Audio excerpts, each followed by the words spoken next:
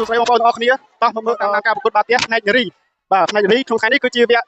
ពាក់កណ្ដាលដាច់ព្រាត់បាទដែលអាគារ DIY និងអាគារKK SBS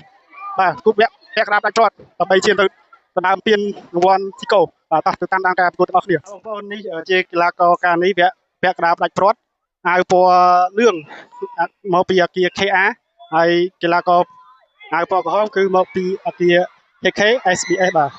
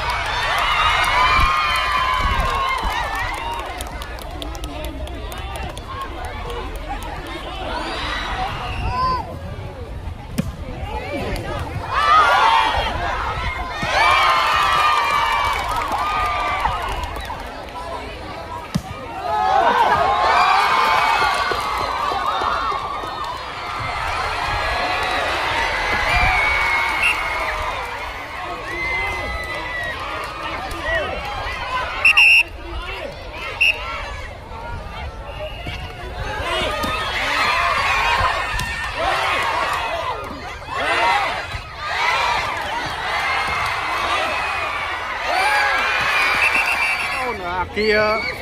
KK SBS មកមុខបងប្អូនផ្នែកនារីបាទវគ្គពាក់កណ្ដាលដាច់ព្រាត់